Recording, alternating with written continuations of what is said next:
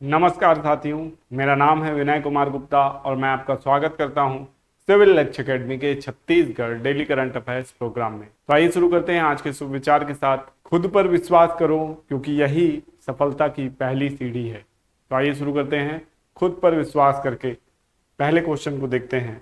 महानदी और इंद्रावती नदी को जोड़ने वाली नहर कितने किलोमीटर लंबी होगी? आपके ऑप्शन है 131 किलोमीटर, 150, 190 या 220। ऑप्शन को देख के आपको क्या लग रहा है? थोड़ा सोचिए कि इन चारों ऑप्शन में से कौन सा ऑप्शन सही होना चाहिए और क्यों होना चाहिए।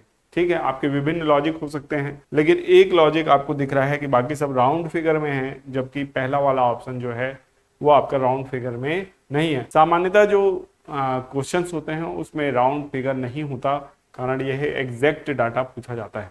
ठीक है, तो नदी जोड़ो परियोजना छत्तीसगढ़ में जो चलने वाली है, 5 ऐसे ग्रुप्स हैं जिसमें चलने वाली है। उनमें से एक सबसे महत्वपूर्ण ग्रुप है महानदी और इंद्रावती लिंक परियोजना। ठीक है, महानदी और इंद्रावती लिंक परियोजना जो है वो 131 किलोमीटर लंबी होगी। यहाँ पे आप देख सकते हैं 131 इसका राइट आंसर है। इंद्रावती और महानदी को जोड़ने का सर्वे जो बन रहा एस्टिमेट है उसमें 131 किलोमीटर नहर का प्रस्ताव है। ठीक है, तो इस पूरी जो कह सकते हैं तस्वीर है इसको याद रखना है। बस्तर में बाढ़ की समस्या से निजात इससे मिलेगी। चित्रकूट से कांगेर तक नहर की योजना इससे क्या होगी? संभव होगी। ठीक है, कांकेर जानते हैं, कांकेर जिला में महानदी बहती है। ठीक है, और महानदी को कांकेर से लेकर इंद्रावती नदी तक यानी आप कह सकते हैं बस्तर तक जोड़ना यानी ज्यादा किफायती पड़ेगा बजाय कि धमतरी या किसी और एरिया से। ठीक है, तो इसको भी आपको याद रखना है। नेक्स्ट क्वेश्चन की ओर चलते हैं। छत्तीसगढ़ के किस राष्ट्रीय उद्यान को यूनेस्को ने टेंटेटिव लिस्ट में शामिल किया है?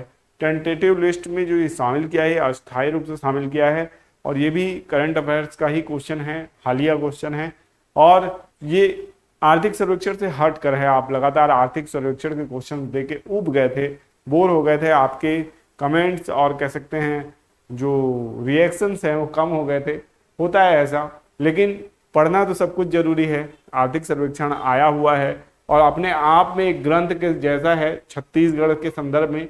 तो छत्तीसगढ़ के जो ट्रेडिशनल क्वेश्चन है वो भी उससे कवर होते हैं, और ओवरऑल जो हमको अपडेट रहना है, अपनी बुक्स को अपडेट करना होता है।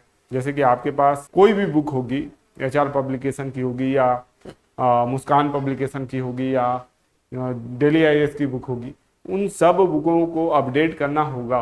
एक समय के बाद उसको अपडेट करना होगा, तो वो कहाँ से करेंगे आप? कौन सा ऐसा स्रोत उपयोग करेंगे? तो वो आर्थिक सर्वेक्षण ही ऐसा स्रोत है जहाँ एकदम पुख्ता जानकारी दी होती है, और ये बुक्स भी और इनके राइटर्स भी उसी आर्थिक सर्वेक्षण को ही आपको अपने बुक में अपडेट करके देते हैं। ठीक है, और आप हर बार एक नई बुक लेते हैं। इससे क्या होता है कि जो आपकी मार्किंग है, आपकी लाइनिंग है, वो पुरानी बुक के साथ निकल जाती है, जो कि ज्यादा जरूरी होती है नई बुक लेने से। ठीक है, तो पुरानी बुक को ही अपडेट करके पढ़ना मेरे ख्याल से ज्यादा अच्छा एक कह सकते हैं पहल है और ज्यादा अच्छा तरीका है। ठीक है, तो इसको याद रखना है। तो यहाँ पे आप देख सकते हैं गुरु घासीदास, इंद्रावती, कांगेर वैली और अचानक मार्ग।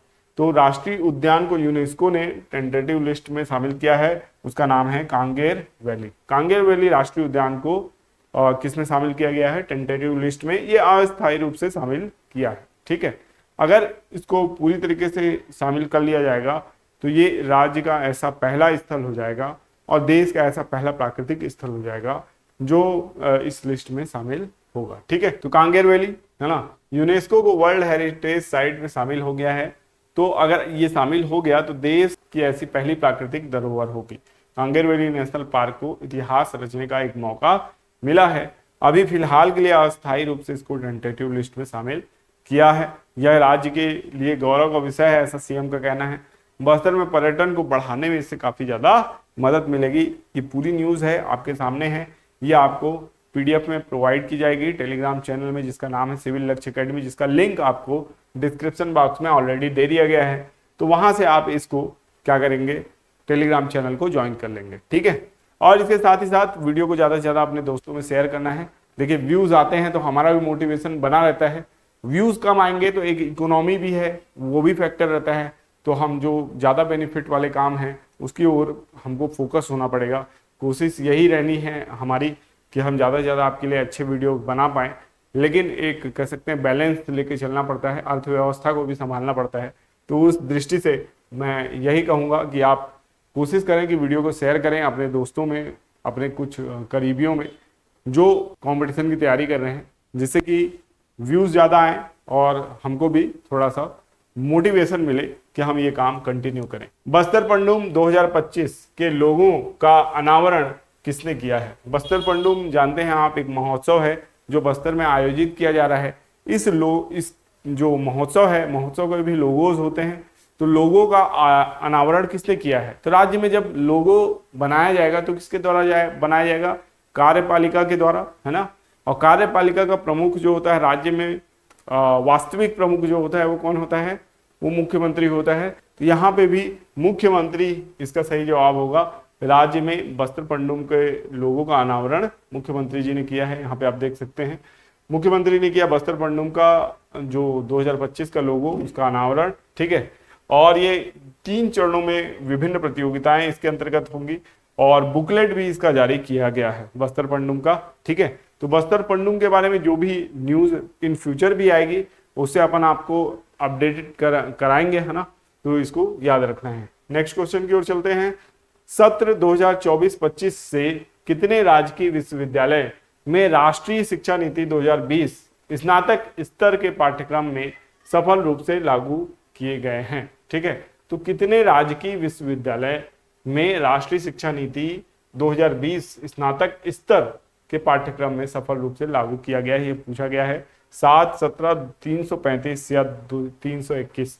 तो इसका सही जवाब जो है वो है आपका 7 राजकीय विश्वविद्यालय में ऐसा किया गया है, जबकि 17 निजी विश्वविद्यालय में, 335 शासकीय महाविद्यालय में और 321 अशासकीय महाविद्यालयों में राष्ट्रीय शिक्षा नीति यानी नवीन राष्ट्रीय शिक्षा नीति जो है 2020 वाली, उसको स्नातक के पाठ्यक्रम में सफल रूप से लागू किया गया है। ठीक है, 2024-25 में शासकीय महाविद्यालय में कुल 2,95,743 विद्यार्थी प्रवेशित हैं। ठीक है, तो ये क्वेश्चन को भी आपको याद रखना है। ये जो कह सकते हैं आपको स्क्रीनशॉट दिख रहा है, ये एक्चुअल में स्क्रीनशॉट किसका है? ये आर्थिक सर्वेक्षण का ही है। आप इसकी शैली से समझ चुके होंगे, काफी दिन से आप वीडियो देख रहे हैं तो आपको पता होगा कि आर्थिक सर्वेक्षण का क्वेश्चन था। तो मैंने क्वेश्चन के पैटर्न को थोड़ा सा चेंज किया है ताकि आपको ये ना लगे, बोरियत ना लगे कि हर बार आर्थिक सर्वेक्षण के अनुसार ऐसा लिखा होता है। ठीक है, तो ये आर्थिक सर्वेक्षण का क्वेश्चन था 2023-24। नोनी सुरक्षा योजना कब लागू की गई थी? ये बहुत इंपॉर्टेंट क्वेश्चन है।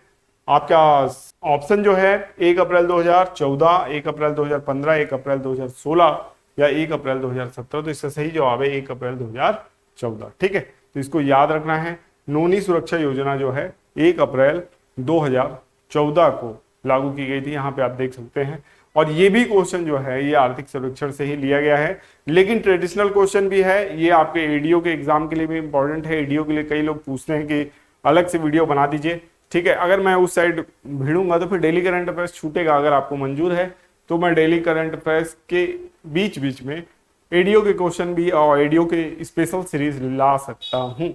ठीक है, अगर आपको जरूरत है तो मैं ये काम कर सकता हूँ। मुझे पता है कि बहुत से ऐसे चैनल हैं जो एडीओ के लिए अलग से पढ़ाई करा रहे हैं, इसलिए मैंने उस साइड पे फोकस नहीं किया हुआ है। डेली करंट अफेयर्स का कोई भी ऐसा चैनल नहीं है जो आपको डायरेक्ट पीडीएफ भी प्रोवाइड कराता है और क्वेश्चंस भी अच्छे बना के दे रहा है छत्तीसगढ़ के। तो मैं ऐसा कोशिश कर रहा हूँ आपको ये प्रोवाइड कराने के लिए, लेकिन फिर भी आपको ऐसा लगता है कि नहीं सर आपसे ही एक बार एडीओ का पढ़ लें, है ना, तो वो भी करा सकता हूँ मैं। ठीक है, नोनी सुरक्षा योजना को याद रखना है 1 अप्रैल 2014 से लागू हुई और प्रदेश में वर्तमान 30 सितंबर 2024 की स्थिति में कुल 52,220 आंगनवाड़ी केंद्र संचालित है। देखिए बहुत इंपॉर्टेंट क्वेश्चन है। ये क्वेश्चन पूछा जा सकता है कि सितंबर 2024 की स्थिति में कुल कितने आंगनवाड़ी केंद्र संचालित हैं? तो 52,220 आंगनवाड़ी केंद्र संचालित हैं। इसको भी आपको लिख लेना है। इसके ऊपर अगर आप जाएंगे, ठीक है, तो यहाँ पे आपको प्रदेश का मातृ मृत्यु अनुपात 365 प्रति लाख बताया गया है ना।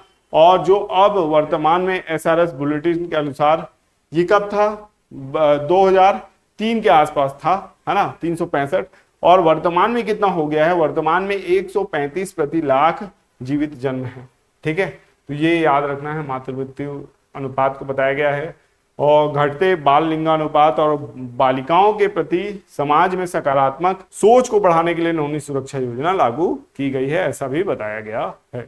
नेक्स्ट क्वेश्चन है, मार्च 2025 में भारतीय बैंक संघ IBA के मुख्य कार्यकारी अधिकारी कौन बने हैं। यहाँ पे इंग्लिश का जो ट्रांसलेशन है वो पता नहीं कैसे बदल गया है ना, तो इसको देख लीजिएगा। ये जब PPT को अपन PDF में कन्वर्ट करके शेयर करेंगे तो शायद वहां पे ये सही हो जाए। ठीक है, तो मार्च 2025 में भारतीय बैंक संघ के मुख्य कार्यकारी अधिकारी कौन बने हैं, तो इसका सही जवाब है अतुल कुमार गोयल। ठीक है, अतुल कुमार गोयल जो हैं ये भारतीय बैंक संघ के CEO के रूप में कार्यरत हैं। अब संभाल लिया इन्होंने। वह एक चार्टर्ड अकाउंटेंट हैं जिन्होंने PNB, UCO bank, union bank of India, Allahabad bank, है ना, जैसे प्रमुख सार्वजनिक क्षेत्रों के बैंक में नेतृत्व का अनुभव है। ठीक है, विषय के आधार पर QS वर्ल्ड यूनिवर्सिटी रैंकिंग 2025 के अनुसार दुनिया के शीर्ष 50 में कितने भारतीय विश्वविद्यालय शामिल हैं। ठीक है, तो इसको बताना है आपको 7, 8, 9 या 10। तो इसका सही जवाब है 9। ठीक है, यहाँ पे देख सकते हैं आप, इसका सही जवाब क्या है, 9 है।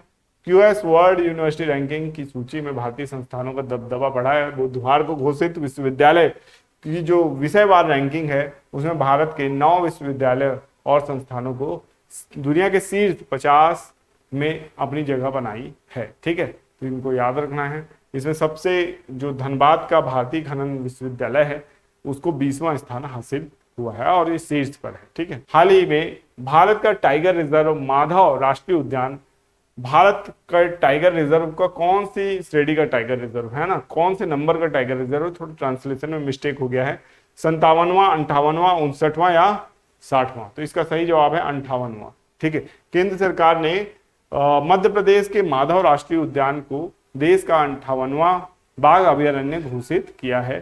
केंद्रीय पर्यावरण मंत्री भूपेंद्र यादव ने इसकी घोषणा की है। यह नया राष्ट्रीय उद्यान मान्यता पाने वाला राज्य का 9वां राष्ट्रीय उद्यान भी है। श्री यादव ने X पर पोस्ट किया है, यानी X यानी ट्विटर पर पोस्ट किया है और 58वीं दहाड़ और गिनती जारी कहा है। ठीक है, हाल ही में किस देश की जफर एक्सप्रेस को बलूचिस्तान लिबरेशन आर्मी ने हाईजैक कर लिया था। ठीक है, कर लिया था, अब तो खैर छुड़ा लिया गया है, लेकिन ये बहुत ही कह सकते हैं शर्मनाक घटना है। शर्मनाक घटना तो नहीं बोलना चाहिए, बोलना चाहिए कि एक कह सकते हैं शर्मनाक बात है एक देश के लिए, और उस देश का नाम क्या है, अफगानिस्तान, पाकिस्तान, ईरान या इराक। तो इसका सही जवाब है पाकिस्तान। ठीक है, पाकिस्तान की ये एक्सप्रेस है और इस एक्सप्रेस को बलूचिस्तान लिबरेशन आर्मी, यानी बलूचिस्तान की आज़ादी के लिए जो लड़ाई लड़ रहे हैं वो लोग इस ट्रेन को हाईजैक किए थे। और सबसे अच्छी बात ये रही इसमें कि महिलाओं और बच्चों को पहले ही इस ट्रेन से बाहर कर दिया गया ताकि उनकी कैजुअलिटी ना हो, बूढ़ों को भी बाहर कर दिया गया। लेकिन जो भी पर्सनल आर्मी पर्सनल थे उनको नहीं छोड़ा गया, जो भी पुलिस वाले थे, ISI वाले थे, उनसे डायरेक्ट कह सकते हैं एक सामना है बलूचिस्तान लिबरेशन आर्मी का, तो उनको नहीं छोड़ा गया, बंधक बना लिया गया। और जो भी लोग इस ट्रेन से बाहर आए उन्होंने बताया कि बहुत से 100 इस ट्रेन में थे, 50 से 80 के बीच में 100 को बताया गया। ठीक है, और बाद में तो इसके ऊपर अटैक किया गया और पूरी तरीके से ट्रेन डिस्ट्रॉय भी हो गई, बचाया गया। ट्रेन के बंधकों को छुड़ाने का ऐसा बात कहा गया कि हाईजैक किए गए बंधकों को छुड़ा लिया गया है, लेकिन जो बलूचिस्तान आर्मी जो है ना, उनका कहना है कि उन्होंने सारे बंधकों को मार दिया था। हाल ही में किस राज्य ने अपने बजट में भारतीय मुद्रा रुपए का लोगो बदल दिया है। ठीक है, तो ये घटना बतानी है आपको कि किस राज्य में हुई है, तमिलनाडु, पंजाब, केरल या कर्नाटक। ठीक है, तो इसका सही जवाब देने का प्रयास कीजिए।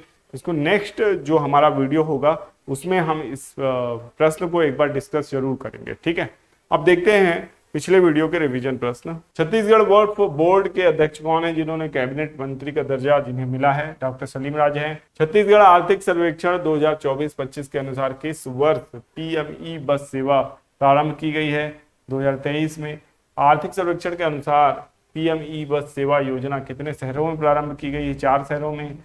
नगरीय विकास के कितने मूल तत्व बताए गए हैं? 6 बताए गए हैं। आर्थिक सर्वेक्षण के अनुसार दिसंबर 2024 तक शहरी स्थानीय निकायों की संख्या बढ़कर कितनी हो गई है? तो 192 हो गई है। मार्च 2025 में छत्तीसगढ़ राज्य की शहरी जनसंख्या कुल जनसंख्या का कितने प्रतिशत है? तो 27.26% है। अंतरिक्ष में डॉकिंग करने वाला भारत विश्व का कौन सा स्थान पर है? तो चौथे स्थान पर है। महिला वनडे क्रिकेट के इतिहास में सबसे तेज शतक बनाने वाली भारतीय बनी है स्मृति मंधाना। हाल ही में केंद्र सरकार द्वारा 8वें वेतन आयोग की मंजूरी दी गई है। यह कब से लागू होगा? तो 2026 से। हाल ही में अंतर्राष्ट्रीय महिला दिवस कब मनाया गया?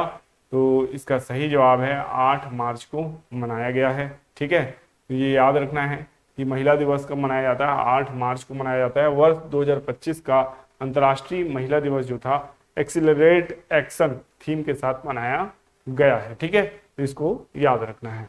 आशा करते हैं वीडियो आपको पसंद आया होगा। ये वीडियो अगर पसंद आए तो इसे लाइक करना, चैनल को सब्सक्राइब करना, वीडियो को शेयर करना ना भूलें। साथ ही साथ अगर वीडियो की नोटिफिकेशन आपको रेगुलर चाहिए और चाहते हैं कि आप इसको रोज सुबह देख पाएं तो बेल आइकन का बटन में ऑल करके क्लिक कर दें ताकि आपको सारे वीडियो की नोटिफिकेशन मिलती रहे। मिलेंगे नेक्स्ट वीडियो में। आपका दिन शुभ हो। धन्यवाद।